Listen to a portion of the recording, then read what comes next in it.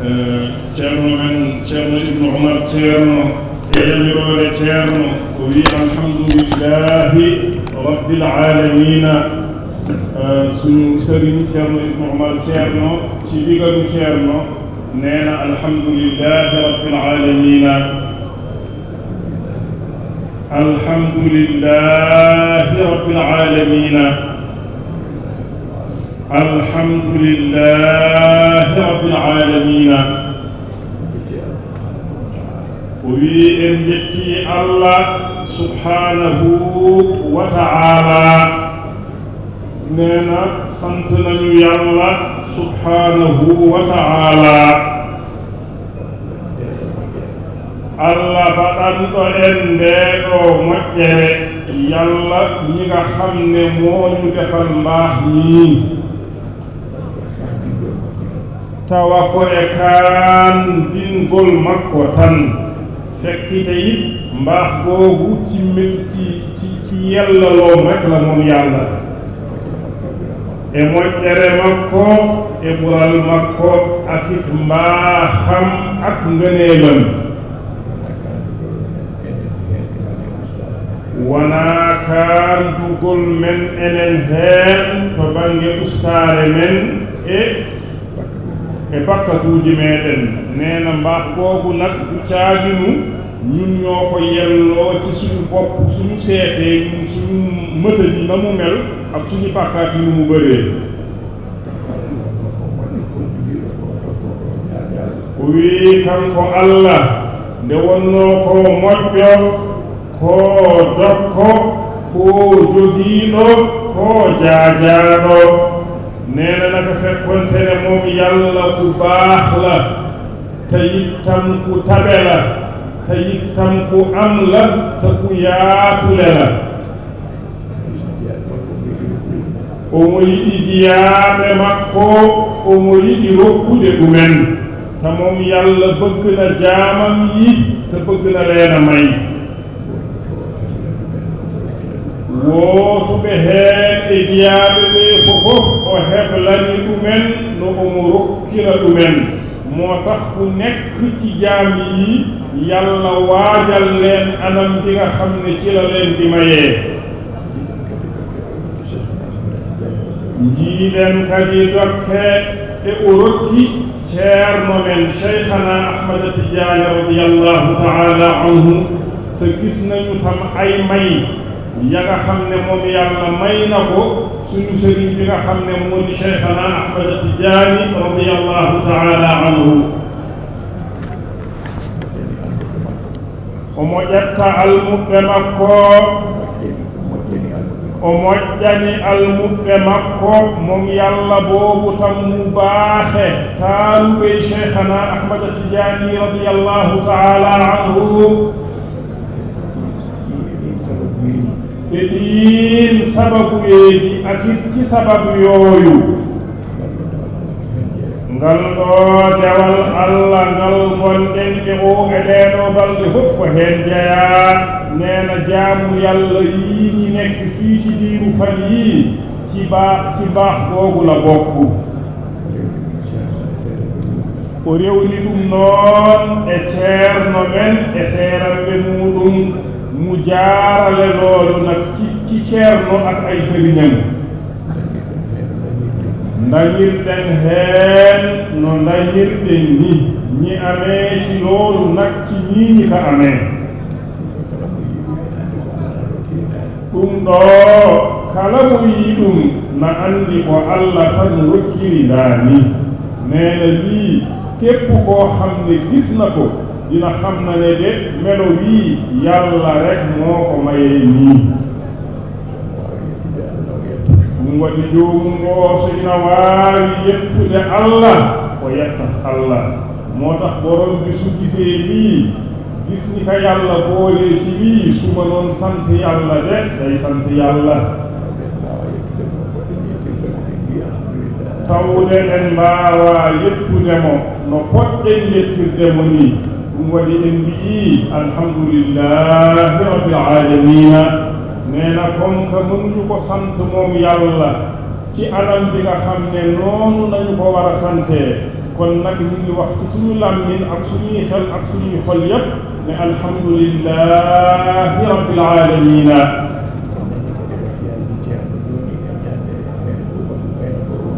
innani kadi eder banda ceerno he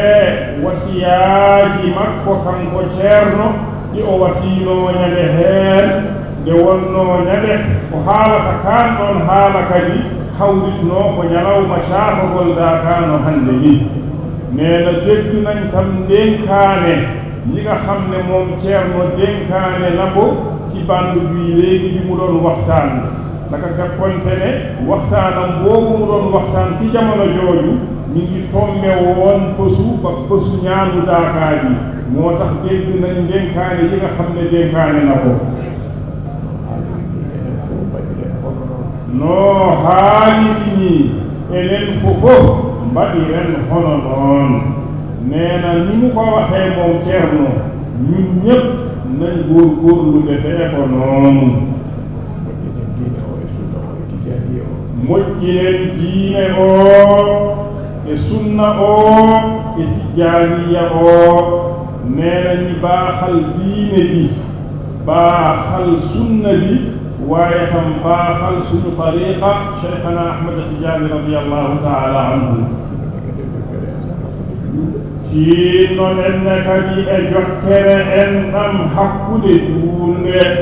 neena yitam ñi góorgóorlu ci jokku mbokku ak meen diggante jullit yi e reende hurumaaji maɓɓe ak it wottu seeni orma eɗen ñaagi allah subhanahu wa ta'ala neena ñi ngi ñaan yàlla subhanahu wa ta'ala e moƴƴere mum e ɓural mum e jurundeeru muɗum ci mbaaxam moom yàlla ak ci ngëneelam ak ci yërmandeem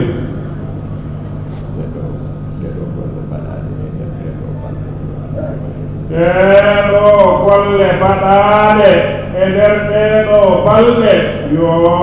allah jaɓan en ɗum neena jëf ji nga xam ne jëf nañ ko ci biiru fan yii ñu ngi ñaan yàlla ñu ko yàlla nangul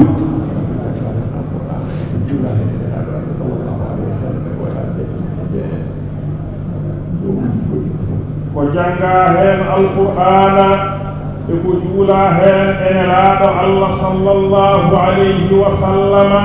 e ko waɗaa heen e duwowuuji goɗɗi e dewe allah goɗɗe fofof eɗen ñaagii allah yo allah jaɓan en neena liñ ci jàng alqur'an ci biir bi ñu fi nekk ak liñ ci julli ci yonent bi sallallahu alayhi wa sallam ak yeneen ñaan ak yeneen xeetu jaamu yàlla yi ñu fi def ñu ngi ñaan yàlla lépp yàlla nañu ko yàlla nangul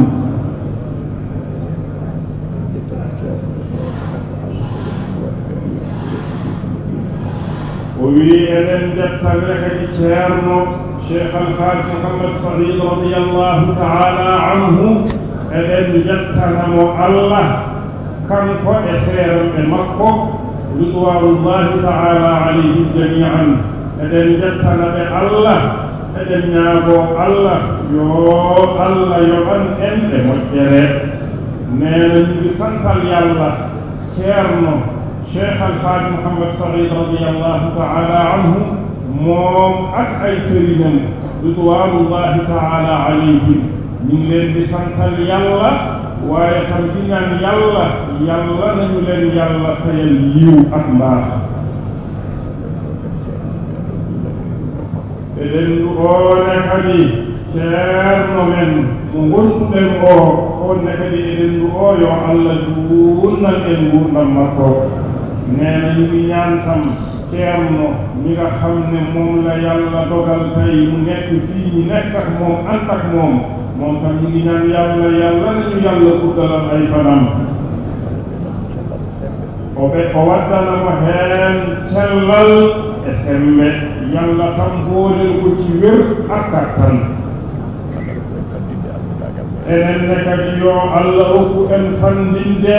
almudaagal meeɗen neena ñu nit tam ñi ngi ñaan yàlla yàlla na yàlla may ñi muuru suñu taalube o rokka en kadi rewde e pele maɓɓe mo maynu tam ñi topp seeni dëggu e ñeemtindeɓe ko suuɓi e ko feeñi ay afittan mo maynu ñiman leena roy cili nëbbu ak cili feeñ بجاه المصطفى صلى الله عليه وسلم في درجة ينتهي صلى الله عليه وسلم بركة شيخنا أحمد التجاني رضي الله تعالى عنه أكيد في بركة شيخنا أحمد التجاني رضي الله تعالى عنه بركة jokkorɗe gonɗe hakkude meɗen e makko ak ci barke jokkuwaay yi nekk suñu diggante ak moom allahumma salli ala sayyidina muhammadin wa sallim ceerno men ceerno seydi ammar e lomtade dendagal ɓesngu cheikhana ahmada tidiane radiallahu taala anhu o wi eɓe calmina ceerno eɓe calmina kadi denndaangal miñiraaɓe ceerno gila e ceerno ibnu omar ceerno haa e ceerno cheikh baro e denndaangal kuumdi dental ngal fof e denndaangal ɓesngu ceerno cheikh alhaaji mouhammad sahid radiallahu taala anhu e seeremɓe mum e dental ngal fof e denndaangal juulɓe tawaaɓe ɗo ɓe fof eɓe calmina moom Seydi moom suñu sëriñ Seydi Ammar nee na ñu ngi tàmbalee seen kàddu di nuyu Ceerno ak ay rakkam Ceerno Ibnu Omar ak Ceerno Cheikh Baro ak mboolom njabootu Ceerno Cheikh Alhaaji Mouhammad Saïd radiyallahu taala anhu ak ay sëriñam ñoom ñëpp ñu ngi leen di nuyu tam mbooloo mi fi nekk ñëpp ak mbooloom jullit yi nga xam ne teewe nañ ci béréb bi ñu ngi leen di nuyu وبي بيا الحمد لله رب العالمين نينا نيجي وقت الحمد لله رب العالمين وصلنا وبي بجتي من نينا يجنا أبناء شيخ تجاني موجودين وبي بشيخ تجاني فوق رضي الله تعالى عنه إلى تواقع نينا جبوت شيخ تجاني نيجي في تيو نيفي نبنى عليهم نحن هنا وبي بلومتي بنون edem ngal do neena wutuna njaboot Cheikh Tidiane yépp ci kaddu di wax كثيرهم في مدينة won e mabbe kadi heddibe to Madina to dañani arde do e tawtorede Dakar o كلهم يبلغون السلام والدعاء o wi kambe fof non e be calmina e be ndu o neena ñom mbolom njaboot Cheikh Tidiane yépp ñu ngi nuyu te itam di ñaan من الخليفة dum non tuggi koy khalifa o Seydi Bal Arabi neena mi ngi tambale nak ci khalifa bi Seydi Bal Arabi إلى الشرفاء كلهم faade noon e denndaangal chérifaade ɓe fof dem nag ba ci gën a nekk ndaw ci ñoom ñëpp ñu ngi nuyu mbooloo mi di leen ñaanal o wii kamɓe chérifaɓe taaniraaɓe Cheikh Tidiane radiyallahu taala anhu eɓe calmina Sénégal fof nee na ñoom njabootu Cheikh Tidiane radiyallahu taala anhu ñu ngi nuyu Sénégal yëpp di ñaanal tam Sénégal yëpp o wi ɓe tawtorama ɗo wondude e meɗen nena teewe nañ fii ànd ak ñun tawtoragol ngol ngannduɗa sababu mum ko giɗgol nena teewaay bi nga xam ne li ka sabab ak li ka ëmb moo di cofeel fillahi walillahi wa billahi cofeel bi nga xam ne ci biir yàlla la nekk ngir yàlla la tam ngir yàlla la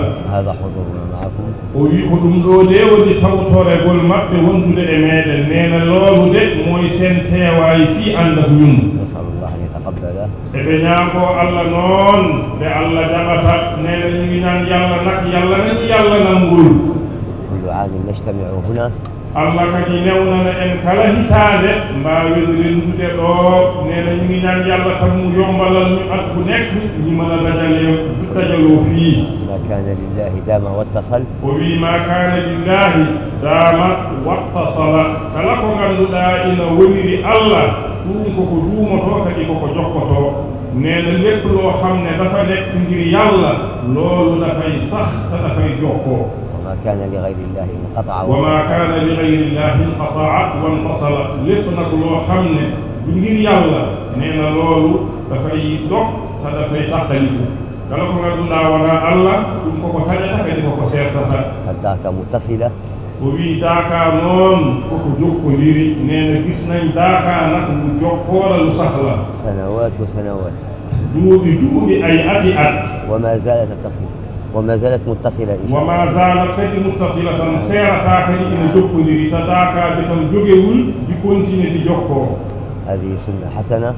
o wi ɗum ɗo ko sunna moƴƴo nee na lii sunna bu rafet la sunna bu baax la جزا الله خيرا المؤسس eɓe ñaagoo Allah noon yo Allah yo moƴƴere ngoorolilɗo oɗo sunna ɗum woni ceerno cheikh alhaji mouhammad sahid radiallahu taala anhu e seerede makko ridwanullahi taala alayhi nena ñi ngi ñaan yàlla nag ñi nga xam ne ñoo nekk fondateur sunna bii mu di ceerno cheikh alhaji mouhammad sahid radiallahu taala anhu ak ay sëriñam ñi ngi leen di ñaanal yàlla yàlla na leen yàlla fay yiw ak mbaax اللهم آمين. allahumma amin بقية الأحباب نوصيهم ko wi ko wonaa ɗum ko tan eɓe mbasiyo en enen fofof nena li ci des nag mooy ñu ngi dénku ñun ñëpp الاجتهاد فقط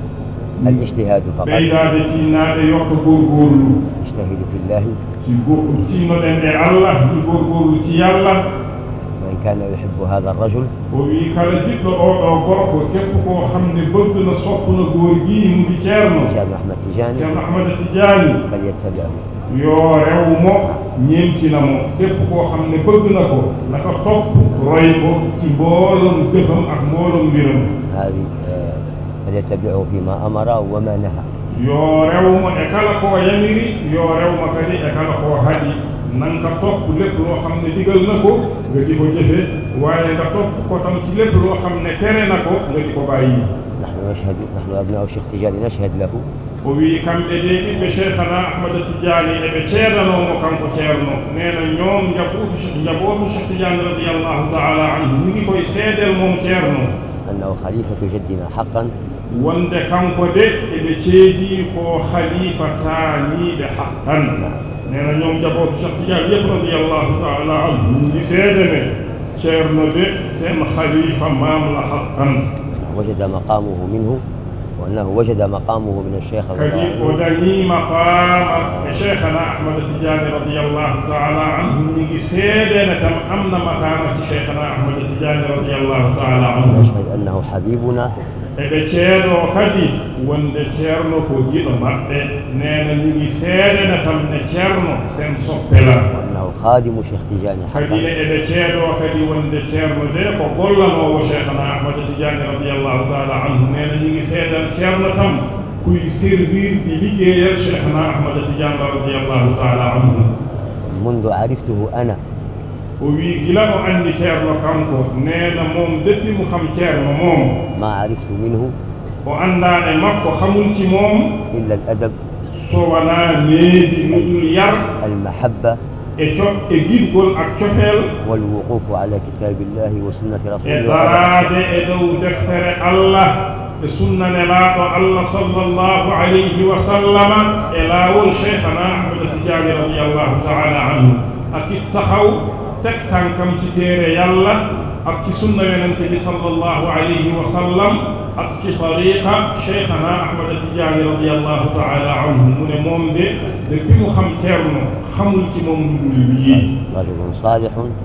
koo gor ko moƴƴo nee na ñu ngi seede ne ceerno góor gu baax la نسأل الله أن يطيل عمره e eɗen ñaagoo Allah nde Allah junnata nguurdam makko nee na ñu ngi ñaan yàlla nag yàlla na yàlla guddal ay fanam أن يديم عليه الصحة والعافية Allah kadi duumna e makko cellal e aafiya yàlla saxal ci moom tam wér ak aafiya أن يديم عليه أن يرفع المقامات والدرجات له Allah kadi duumna e makko ɓeydanamo maqamaaji e ɓeydanamo kadi darajuuji yàlla tam saxal ci moom yokkal ko ay maqama ak ay daraja أن يبارك في خلفه سكاب مكة Allah kadi ɓeyda barke e denndaangal ko lomtotoomo ɓeyda barke e ɓesngu ngu ɓeyda barke e almuɓe ɓe fofof e dental ngal fofof ɗi ngi ñaan yàlla tam yàlla na yàlla yokku barke ci ñi nga xam ne ñoo nekk ginnaawam yokku barke ci njaboot gi yokku barke ci mbooloo mi yëpp yokku barke tam ci jullit yi yëpp. أحبابنا كما أوصيناكم فقط. o wi enen ni ɓe Cheikh Tidiane radiyallahu taala anhu ko honnoɓe basi yi en ni tan nee na ñi nga xam ne seeni soppe nañ min ñi dénku rek loolu lañ ñi dénku. ittabi'uhu. yo en ndew mo kanko ceerno ndewen yamirore makko moom ceerno men topp ndigalam. tasilu ila so tawi en ndewi yamirore makko tan en jettoto to paaɗen nee na suñu toppee ndigalam rek dinañ yegg fa ñu jëm. المحب لمن يحب مطيع. إن المحب لمن يحب مطيع. nee na nit ki su fekkente ne sopp nga nit liy seede ak firnde ne danga ka sopp mooy nga topp ko. o wi neɗɗo so tawi a yiɗi neɗɗo seede ko ina wona firnde giɗgol ngol e ko wonde ndewama ɗoftoɗamo. تأتون هنا إلى المدينة. كلكم يريد أن يصل إليه ويسلم عليه محبة. هذا دليل على أنكم تحبونه.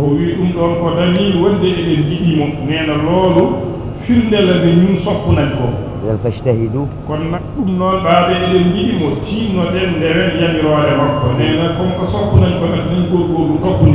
فيما أمر وما نهى. lépp loo xam ne digle na ko ñu topp ko jëfe ko lépp loo xam ne tam tere na ko ñu topp ko bàyyi ko kala ko yamiri gollen kala ko hani ngoppen sabi eɗen nganndi o yamirta so wonaa ko Allah yamiri o haɗata kadi so wonaa ko Allah hani. جزاكم الله خير. جزاكم الله خيرا yo Allah yoɓɓen moƴƴere. كلمة صغيرة. o wi ɗum ɗo noon ko konngol to ko sottani kaddu ko gàtt la rek. يسامحنا الشرفاء والحضور. إن شاء الله من تيجي مقبولون يبقى شيخنا أحمد التجاني رضي الله تعالى عنه. اللهم صل على سيدنا محمد وسلم. مامي في وجوه آدمي مدينة ودمي منينا ما فايدمي ونكوداكا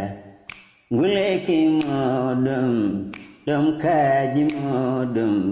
ما جلد مودم هذا سامي داكا secuka ku heba ma mango danyama oto hen ko adama yeta